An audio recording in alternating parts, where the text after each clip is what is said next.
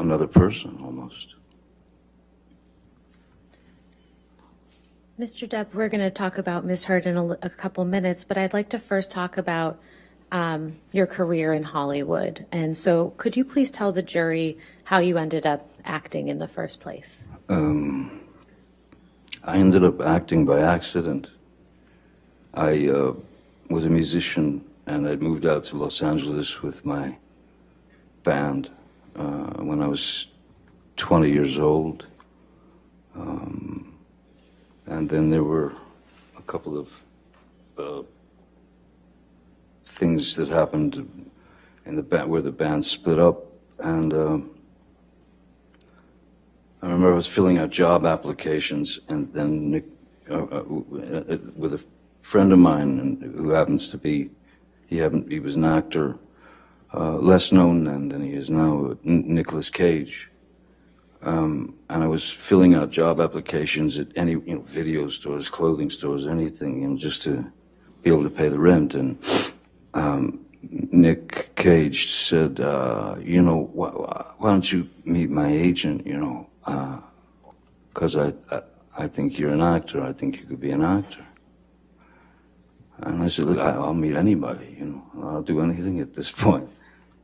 And so he sent me to his agent, Eileen Feldman, and I met with her. She sent me to read for a casting director named Annette Benson, who was casting a film called The Nightmare on Elm Street.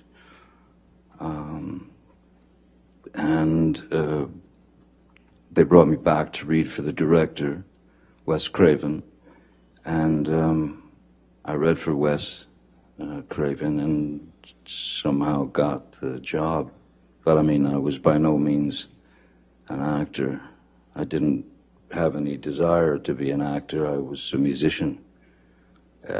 But the fact that these people were going to pay me what I found to be a ludicrous sum of money, which was it was kind of the SAG minimum. It was $1,284 a week, which I'd never seen that kind of dough before in my life. And so I suddenly, and then I did some other couple of dumb movies because I still, in my mind, I was a musician, and this was just a way to pay the rent, pay the bills, live. Then suddenly I found myself on that road. I had been placed on that road as an actor, and then one thing led to another, from film to film, and then I was cast in a TV series called 21 Jump Street when I was 22, I believe. Mr. Depp, between the time that you were cast in Nightmare on Elm Street and you were cast in 21 Jump Street, how did you enjoy acting during that time? It was foreign to me. But I didn't have any great ambition to be an actor. I'm a normally. I've always been quite a shy person. I've always been quite introverted. And so there was a very strange metamorphosis from being one of four, that is to say, one of four in a band where you have this fraternity or this brotherhood, and you're out there fighting the world together to try to get that record deal or whatever you're looking for. And when I got on this series and my life started to change in various ways, that is to say that people started to, you go into a restaurant and you'd see people whispering and pointing and all that. I was very uncomfortable with it. I was very uncomfortable with it, and I didn't like it. Just because I never wanted to be the lead singer and the guy out front and get all the attention, and I didn't. So suddenly I was on my own, and I was having to deal with this newfound sort of notoriety, and it was odd. It was very odd, and it was. Yeah, it was a very uncomfortable thing. I mean, I don't think it's anything that one can get used to. I'm still not used to it now, and which I'm actually glad that I'm not used to it, because if I were, I don't think I'd be the same person that I am. Mr. Depp, did there come a time when you became passionate about acting? Once I realized that that's the road that I was on, and that any attempt at going back to music would be it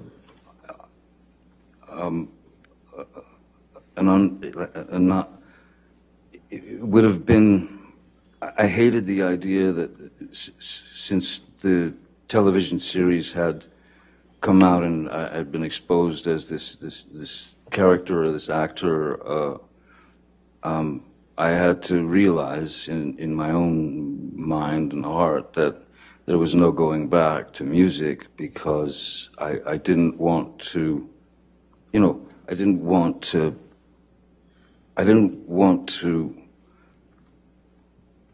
use whatever amount of success that I had attained from the TV series and that sort of thing. I didn't want to use that to influence,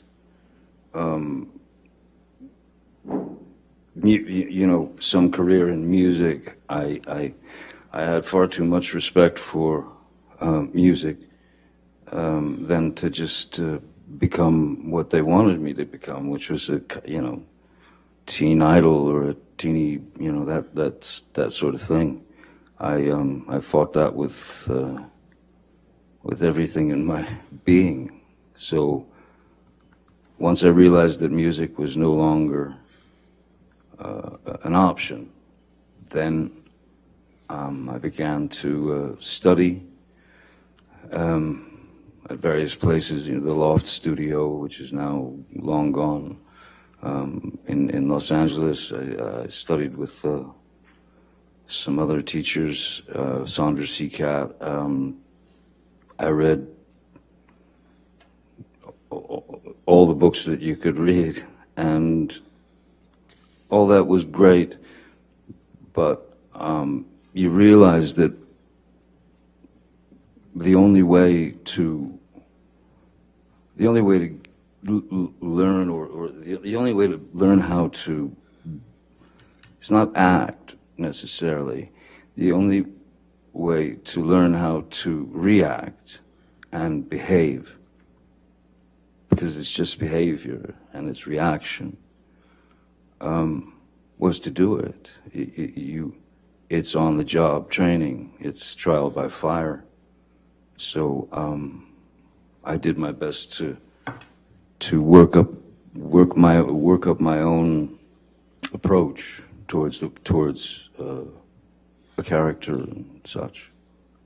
And what were a couple of the first few projects that you worked on where you were really able to implement that approach? I would say that the first film that I had done, that I really took, where I really felt, okay, I've done the work, I know what I need to do.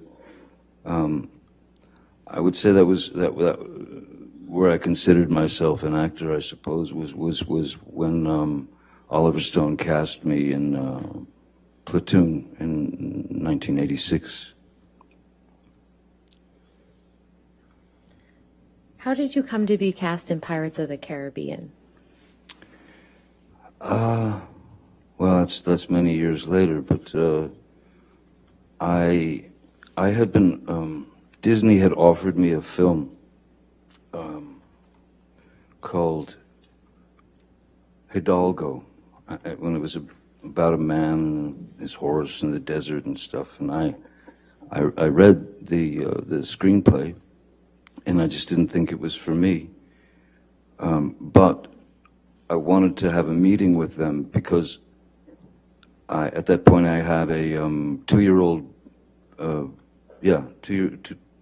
two and a half year old daughter, and so, or three, and for 3 years I watched nothing but animated films,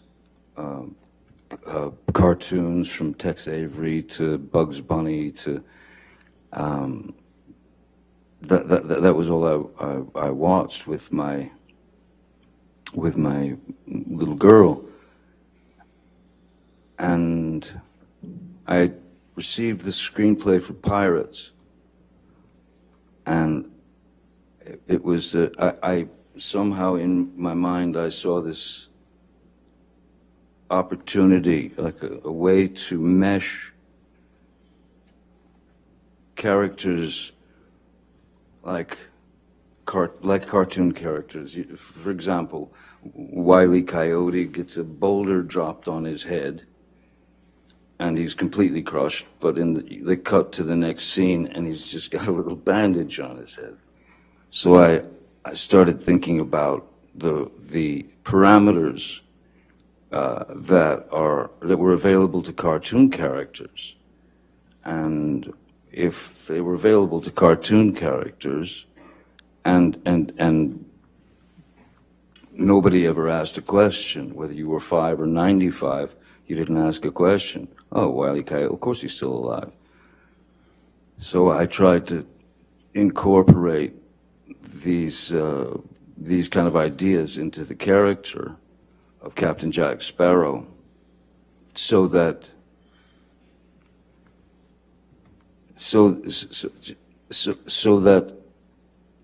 I could try to push those parameters and control the sort of suspension of disbelief, to be able to control the characters' actions, words, movements, and put them in a place where the things that he would do or say were so either ludicrous or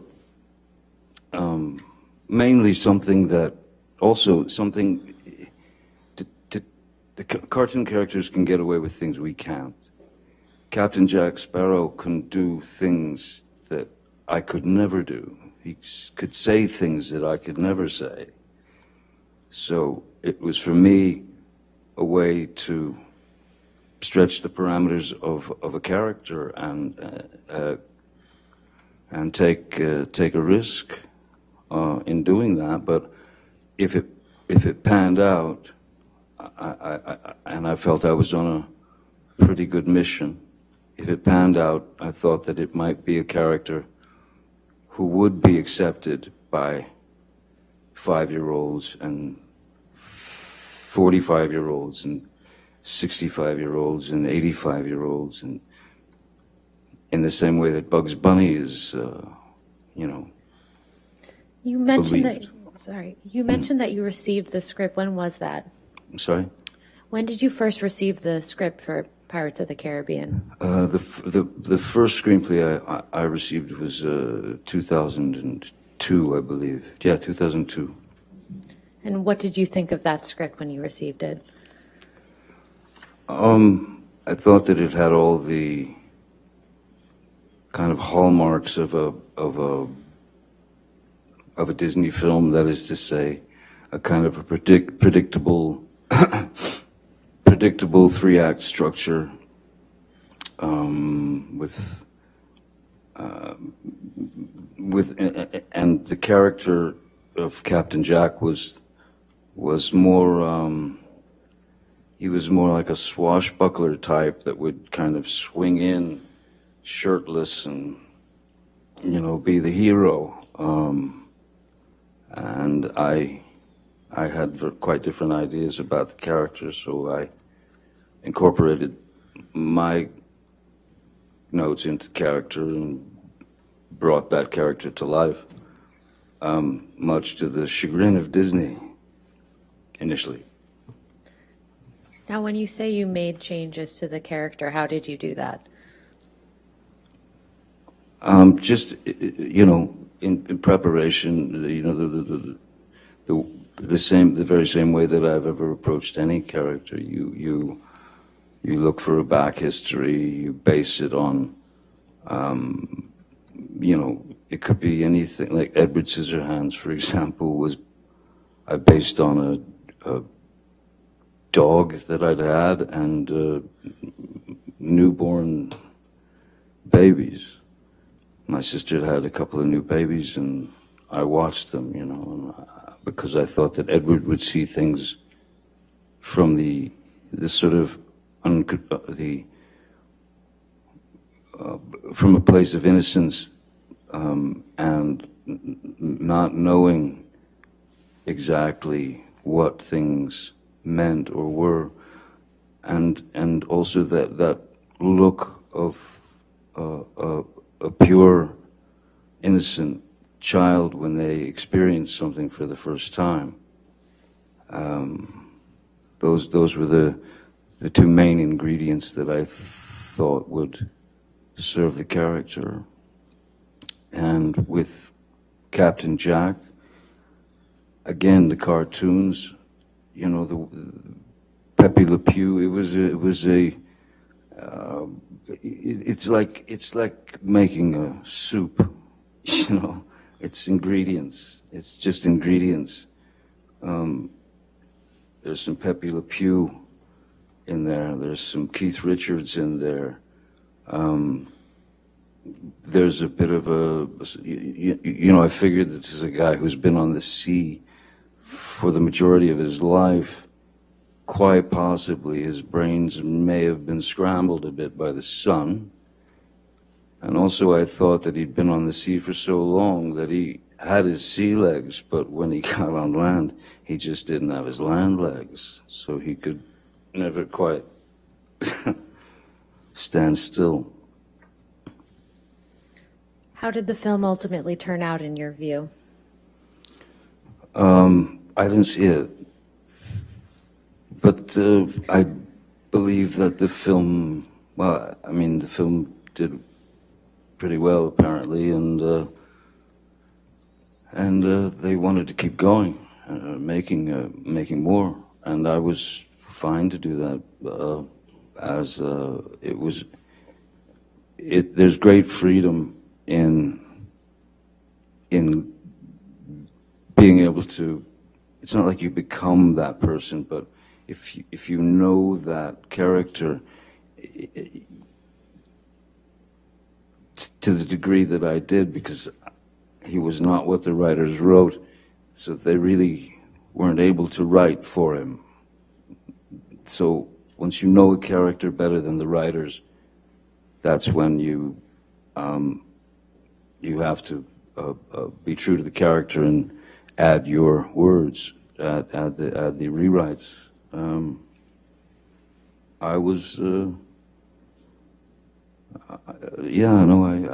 I believed in the character wholeheartedly, and